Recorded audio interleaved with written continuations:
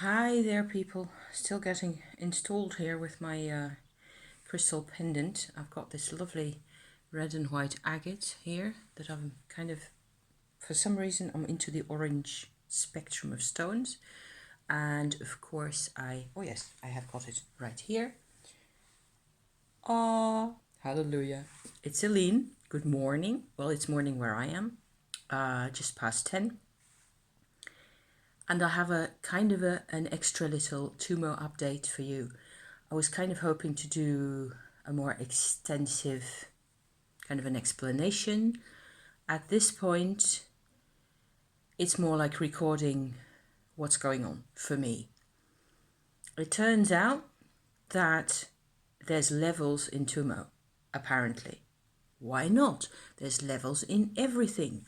There's levels in my agate, right? So I don't know why I make this stuff so complicated. Today's Wednesday, the 16th of December 2020. Yes, thank you for reminding me. I'm all over the place. To the extent that I let myself, this is actually really beneficial as I sit here and hold it. It just feels really wonderful, which is surprising because you would tend to think that once Tummo Shakti energy gets into your system properly, your chakras are activated, your whole everything, I'm otherwise, as far as I can tell, I'm otherwise healthy. So other than that, I'm in a complete mess. I am I've been finding out that this whole lower Dantian business, where you import the Shakti energy into that and it transforms into Tummo, it is kind of converted, you'd say, into Tummo energy. That's actually stage 1 of the Tummo for me, this is all my own personal experience, okay? I haven't read about this anywhere. I haven't heard anybody talk about this. Certainly not this, what I'm talking about to you today. I've never heard of before. I've never heard. What I know is that there is these dantians, which aren't chakras. They're separate, different things. They sit inside your body more or less in a horizontal fashion like this. My friend the other day had a really good remark where I'm suddenly reminded of a video I was going to make, which I don't think I did. Well, anyway, there's a Qigong exercise where you focus on your lower dantian and you imagine or visualize, or however you're supposed to be doing that, that in between your hips or in your underbelly, there's like a bowl shape with a pearl lying in it and rolling around. And then you're supposed to use that to, get a feel for the surroundings, what's going on down there. And you're supposed to, I don't know exactly how it works. I don't know whether there's a physical exercise that goes with that, or whether it's just a visualization, or both, or I don't know. Maybe somebody out there knows. Please give us comments. Please do. I've never really investigated the matter further than this up to this point, where I'm finding out that these Dantian systems are like energy converters, really, for the Shakti. And I've never heard anybody say that either. So with Tummo, only if you do Tummo are you going to find out how this works for the lower Dantian. And since we have two more, I was quite quickly coming to the fairly logical conclusion, I thought, that the same kind of a principle was going to apply in here and in there.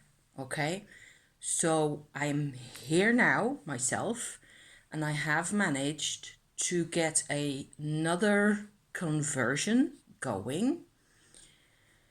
I think it took me 2 sessions in the middle of the night or late in the evening, both of them. So maybe 3 sessions of actually getting all the Tummo going at the base end. So the lower dantian is completely operational. And then what happens is, like, how I distinguish the whole story now for myself is that level 1 Tummo you would see as an orange color, like this or brighter. Okay, or a bright yellowish orange or some type of a tint, mandarin color, something really peppy, something like that. This over here, you know, the middle of that. So that's proper Tummo, okay? And what it does is actually re-engages your whole body, your whole person, your emotions even, on the level of that vibration, on the orange level of the vibration. Whereas in here, when the second conversion is starting to take place, for which you cannot use Shakti energy coming up directly, because nothing's going to happen much, I don't think. You need first level Tummo to get to second level Tummo. Okay, so it's a conversion of a converted matter already, a converted energy basically. So for that level, for this kind of a level, I'm imagining myself like a sky blue color for some reason.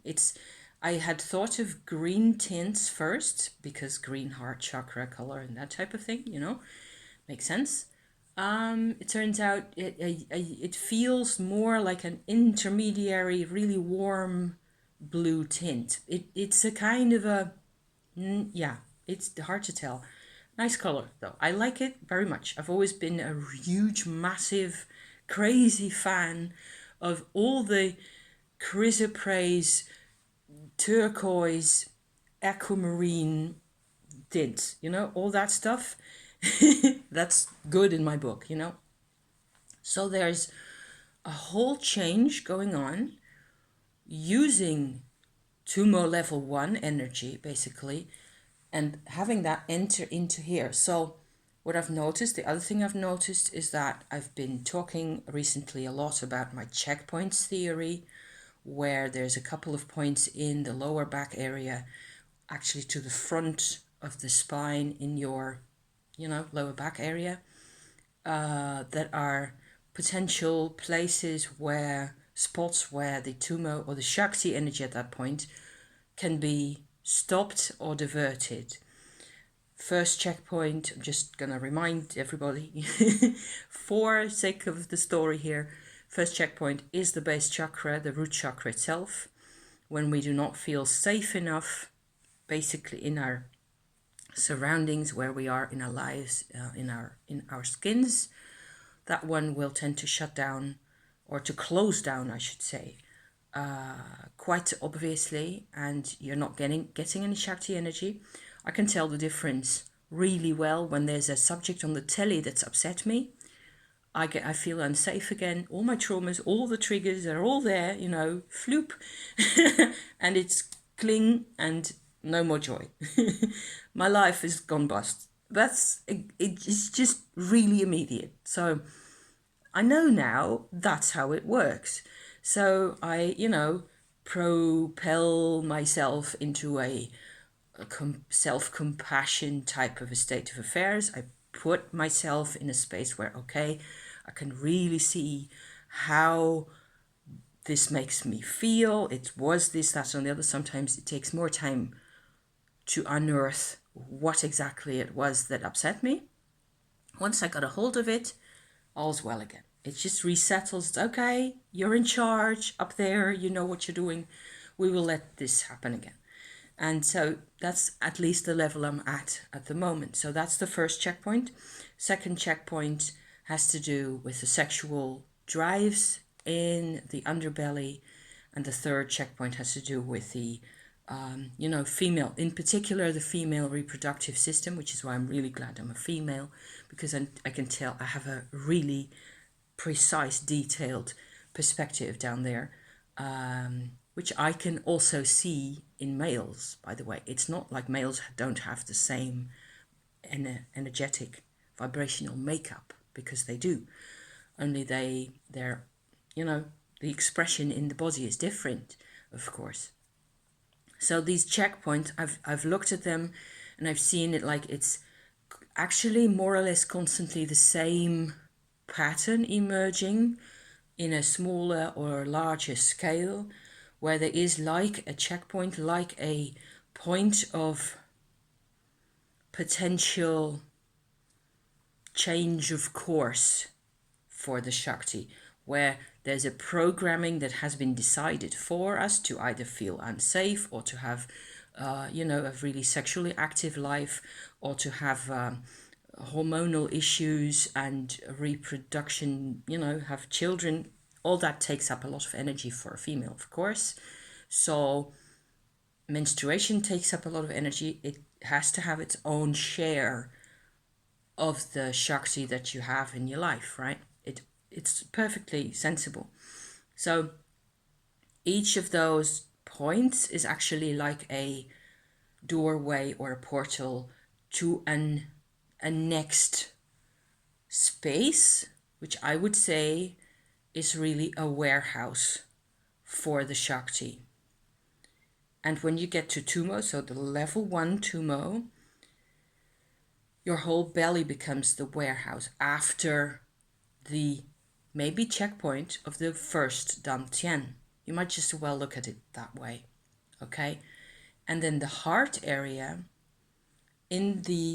so to me at the level just above my stomach, just above my esophagus, I think that's what it's called. There's actually, it looks or feels, it doesn't look like a chakra. It's not like that at all. And it sits just like the other one, horizontally in my chest, at the bottom of my rib cage. And it's another transformational point, an area of where the energy is shunted around and made to do something else. And the color, if you like, changes. It's a way of illustrating what's happening. So up here, what happens is afterwards, and that's why I'm kind of all over the place at the moment, and why I reacted really strongly to this one, even though I had orange level Tummo in my system for, 5 months now, on and off, more or less all the time, the blue-green level is completely new to me. And I've done a lot of work on my heart chakra area, and I've used Tummo for that also, for which I refer you back to the channel a month or so ago. 2 months ago, I've been really involved with basically discovering how I could realign my chakras. It turns out now when I look inside here, it's improving as I talk about it already. And it has been improving over the past 12 hours or so, I think. But when I first got a sense of, okay, here's this new energy coming up, and what does the rest of me look like now that I've got this new energy, this beautiful blue-green vibration, whatever it is, coming in here. It's funny that I should be using an orange calcite to talk about these things. Okay, so I need stability to talk about these things, which is what this one's for as well. What I noticed, it was what I was reminded of was in here. What it looks like is like an old abandoned farmhouse in the winter, in the night. I think it is in 101 Dalmatians, the old movie, the old animation movie. It didn't used to be called that. There's this old farmhouse where they are hiding the dogs, the puppies. That's what it reminds me of. All this black, dark space on the inside, and there's bits and sticks and old junk in here, and it hurts. I have felt like I've been beat up. In here, I swear, from my boobs upward, just up until here, really. Not even in my throat. My throat's fine, thank God, because we've been there and not going back. I have been drinking lots of hot water. I had, fruit and veg and looking after myself here. But this is emotion, right? All this, and I've been thinking a couple of times already during this, as soon as I was awake, really. This is the COVID area. This is where it happens for people who've actually got COVID. What is happening to the planet? What is happening? Why is what am I doing here? What are you doing here? Okay. So yeah, so as I do this, as I explain to somebody out there, please, thank you, hi, I love you for listening to me. This is crazy, you know? It's like everything is still there. Every fragment of powerlessness, every moment of abandonment, and it's just in yeah, like a black shroud hanging inside your body, hanging down like that. And what with the new energy coming up, I'm trusting in the Shakti, trusting in the Tummo completely. I don't have to do anything except if I'm getting a hint, like from somebody's, vlog on the internet, and I'm reminded of this and it's sitting right next to me on my table. Boom. But other than that, and my hot water and my vlogging and my doing things, I will manage. I haven't had any painkillers. I'm okay. I can feel the vibe changing, but it does take some time. And I've no clue how long it's going to last for. It doesn't really hurt the whole time, and it shifts and changes. There's like little areas in the middle of me that are, I also realized that fundamentally the only thing that really hurts in there is old resistance to the pain, old resistance to the memories, old resistance to not being able to a large extent, our resistance has defined us as humans in every thought, in every choice, in every word. What is it that defines us other than our resistance? If we didn't have any resistance, we wouldn't have a story to tell. So yeah, so you can look at it in all sorts of ways. I had cards. I'm going to close up shop really quickly because I wanted this to be 20 minutes-ish max. I actually did use my Shakti Oracle as an oracle. I picked a card, out came this one, which to me represents the onset of Shakti. So there's another one that looks a lot like this, but it's duller and darker, and it's more like after the process is complete. This is the beginning of the Shakti process, when you want nothing more than to just get in there and get it all going. And for that, I picked 3 tarot cards. You're gonna like this because, yay! Look who got on the bandwagon years and years afterwards. Tarot Mucha. So this is my pronunciation because I grew up in France to some extent during my high school years, and Mucha, Alphonse Mucha, wasn't French, but he worked in France a lot of the time, and all of his, pretty work was done there. We went to an exhibition of his lithographs, posters in a town near here last week, and my husband was so, excited about his work, and he liked it so much that we went ahead and ordered this right away afterwards on the internet, just like that. And so I did a mind, body, soul from those cards, and I get, for the mind, I get justice, like that.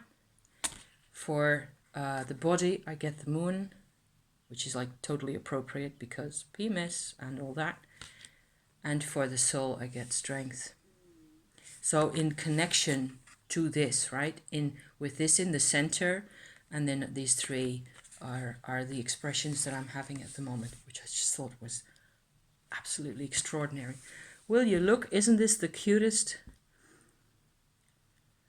the absolute cutest strength card ever? So I'm really glad I got this deck in the end. I've always been really on the fence about it, because they were really, all the images were made as advertisements for brands and to sell stuff.